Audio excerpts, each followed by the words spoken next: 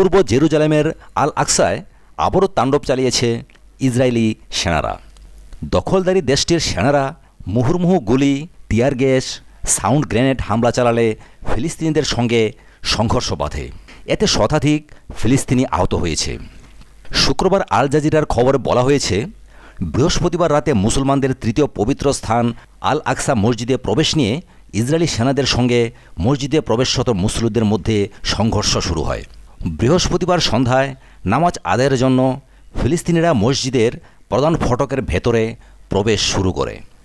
এ সময় ইসরায়েলি সেনারা স্টান গ্রেনেডের বিস্ফোরণ ঘটায়, টিয়ারশেল ছোড়ে ও লাঠি চার্জ করে।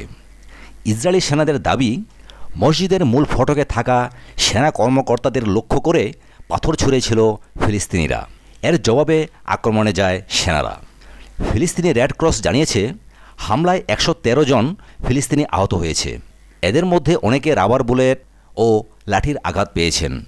অনেকের হাত পায়ের হাড় ভেঙে গেছে বলেও জানিয়েছে সংস্থাটি। এর আগে 2 জন ইসরায়েলি পুলিশ নিহত হবার পর ইসরায়েল কর্তৃপক্ষ হারাম আল শরীফ এলাকায় মেটাল ডিটেক্টর বসিয়ে নিরাপত্তা জোরদার করে।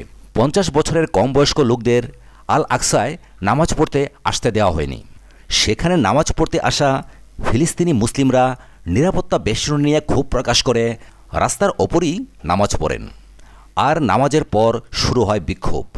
2 পক্ষের সহিংসতায় 4 জন ফিলিস্তিনি নিহত আর 3 জন ইসরায়েলি নিহত হয়।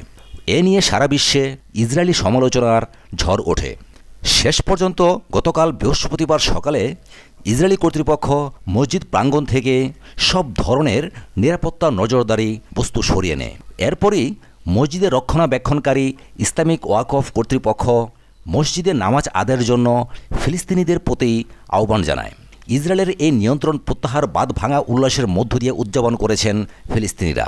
কিন্তু রাতেই আবারও ফিলিস্তিনিদের উপর হামলা চালালো ইসরায়েলি সেনারা।